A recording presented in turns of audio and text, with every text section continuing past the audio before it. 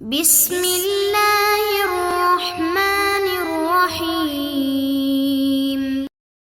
بسم اللہ الرحمن الرحیم۔ السلام علیکم فرینڈز، امید کرتا ہوں آپ سب ٹھیک ٹھاک ہوں گے۔ آپ لوگ میرا چینل دیکھ رہے ہیں نعت زندگی۔ آج کا بہت ہی دلچسپ کیا ہے اور آپ سب سے ریکویسٹ ہے کہ ویڈیو کو اینڈ تک واچ کیا کرے اور اپنے دوستوں کے ساتھ بھی شیئر کیا کرے اور ساتھ میں سبسکرائب بھی کر دے اور بیل آئیکن کو بھی پریس کر دے تاکہ ہماری ہر ویڈیو آپ تک پہنچ سکے۔ شکریہ۔ بسم اللہ الرحمن الرحیم۔ ان حضرت صلی اللہ علیہ وآلہ وسلم پر وحی کا ابتدائی دور اچھے سچے پاکیزہ خوابوں سے شروع ہوا۔ آپ خواب میں جو کچھ دیکھتے وہ صبح کی روشنی کی طرح صحیح اور سچا ثابت ہوتا۔ پھر من جانب قدرت اب تنہائی پسند ہو گئی اور آپ صلی اللہ علیہ وآلہ وسلم نے غار حرا میں خلوت نشینی اختیار فرمائی اور کئی دن اور رات وہاں مسلسل عبادت اور یاد الہی و ذکر و فکر میں مشغول رہتے، جب تک گھر آنے کو دل نہ چاہتا توشہ ہمراہ لیے ہوئے وہاں رہتے۔ توشہ ختم ہونے پر ہی اہلیہ محترمہ حضرت خدیجہ رضی اللہ عنہا کے پاس تشریف لاتے اور کچھ توشہ ہمراہ لے کر پھر وہاں جا کر خلوت گیزی ہو جاتے۔ یہی طریقہ جاری رہا یہاں تک کہ آپ پر حق منکشف ہو گیا اور آپ غار حرا ہی میں قیام پذیر تھے کہ اچانک حضرت جبرائیل علیہ السلام آپ کے پاس حاضر ہوئے اور کہنے لگے کہ اے محمد پڑھو۔ آپ فرماتے ہیں کہ میں نے کہا کہ میں پڑھنا نہیں جانتا۔ آپ صلی اللہ علیہ وآلہ وسلم فرماتے ہیں کہ فرشتے نے مجھے پکڑ کر اتنی زور سے بھیجا کہ میری طاقت جواب دے گئی، پھر مجھے چھوڑ کر کہا کہ پڑھو۔ میں نے پھر وہی جواب دیا کہ میں پڑھا ہوا نہیں ہوں۔ اس فرشتے نے مجھ کو نہایت ہی زور سے بھیجا کہ مجھ کو سخت تکلیف محسوس ہوئی۔ پھر اس نے کہا کہ پڑھ۔ میں نے کہا کہ میں پڑھا ہوا نہیں ہوں۔ فرشتے نے تیسری بار مجھ کو پکڑا اور تیسری مرتبہ پھر مجھ کو بھیجا، پھر مجھے چھوڑ دیا اور کہنے لگا کہ پڑھو اپنی رب کی نام کی مدد سے جس نے پیدا کیا اور انسان کو خون کی پٹکی سے بنایا۔ پڑھو اور آپ کا رب بہت ہی مہربانیاں کرنے والا ہے۔ بس یہی آیتیں آپ حضرت جبرائیل علیہ السلام سے سن کر اس حال میں غار حرا سے واپس ہوئے کہ آپ کا دل اس انوکھے واقعے سے کانپ رہا تھا۔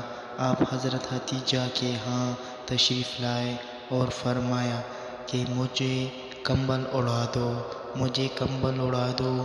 لوگوں نے آپ کو کمبل اڑا دیا۔ جب آپ کا ڈر جاتا رہا تو آپ نے اپنی زوجہ محترمہ حضرت خدیجہ رضی اللہ عنہا کو تفصیل کے ساتھ یہ واقعہ سنایا اور فرمانے لگے کہ مجھ کو اب اپنی جان کا خوف ہو گیا ہے۔ آپ کی اہلیہ محترمہ حضرت خدیجہ رضی اللہ عنہا نے آپ کی ڈراس بندھائی اور کہا کہ آپ کا خیال صحیح نہیں ہے، خدا کی قسم آپ کو اللہ کبھی رسوا نہیں کرے گا۔ آپ تو اخلاق فضلہ کے مالک ہیں، آپ تو کم پروار ہیں، بے کسو کا بوجھ اپنے سر پر رکھ لیتے ہیں۔ مفصلوں کے لیے آپ کماتے ہیں، مہمان نوازی میں آپ بے مثال ہیں، اور مشکل وقت میں آپ امر حق کا ساتھ دیتے ہیں۔ ایسے اوصاف حسنہ والا انسان یوں ہی بے وقت ذلت و خواری کی موت نہیں پا سکتا۔ پھر مزید تسلی کے لیے حضرت خدیجہ رضی اللہ عنہا آپ صلی اللہ علیہ وآلہ وسلم کو ورق بن نوفل کے پاس لے گئے، جو ان کے چچا زاد بھائی تھے اور زمانہ جہالت میں نصرانی مذہب اختیار کر چکی تھی، اور عبرانی زبان کے کاتب تھے۔ چنانچہ انجیل کو بھی حسب منشاء خداوندی عبرانی زبان میں لکھا کرتے تھے۔ انجیل سریانی زبان میں نازل ہوئی تھی، پھر اس کا ترجمہ عبرانی زبان میں ہوا۔ ورق اسی کو لکھتے تھے، وہ بہت بوڑھی ہو گئے تھے، یہاں تک کہ ان کی بیانی بھی رخصت ہو چکی تھی۔ حضرت خدیجہ رضی اللہ عنہا نے ان کے سامنے آپ کی حالت بیان کی اور کہا کہ اے چچا زاد بھائی، اپنی بھتیجی محمد صلی اللہ علیہ وآلہ وسلم کی زبانی ذرا ان کی کیفیت سن لیجئے۔ وہ بولے کہ بھتیجے، آپ نے جو کچھ دیکھا ہے اس کی تفصیل سناؤ۔ چنانچہ آپ صلی اللہ علیہ وسلم نے از اول تا آخر پورا واقعہ سنایا، جسے سن کر ورق بے اختیار ہو کر بول اٹھے کہ یہ تو وہی ناموس معزز رازدان فرشتہ ہیں جسے اللہ نے حضرت موسیٰ علیہ السلام پر وحی دے کر بھیجا تھا۔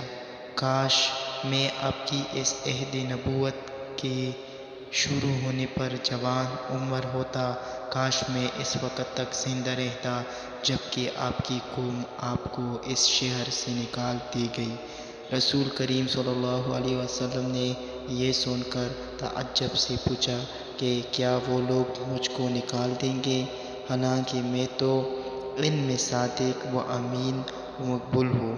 ورق بولا، ہاں یہ سب کچھ سچ ہے، مگر جو شخص بھی آپ کی طرح امر حق لے کر آیا، لوگ اس کی دشمن ہی ہو گئے ہیں۔ اگر مجھے آپ کی نبوت کا وہ زمانہ مل جائے تو میں آپ کی پوری مدد کروں گا۔ مگر ورق کچھ دنوں کے بعد انتقال کر گئے، پھر کچھ عرصہ تک وحی کی آمد موقوف رہی۔ تو یہ تھی آج کی حدیث۔ تو آپ سب کو یقیناً بہت ہی پسند آیا ہوگا، تو آپ سب سے ریکویسٹ ہے کہ ویڈیو کو ان تک واچ کیا کریں، اور اگر ہم سے کوئی غلطی کوتاہی ہوئی ہو تو اس پہ ہم معذرت کرتے ہیں اور اللہ سے معافی مانگتے ہیں کہ اللہ ہمیں معاف کر دے، ہمیں معاف کر دے، ہمیں معاف کر دے۔ شکریہ۔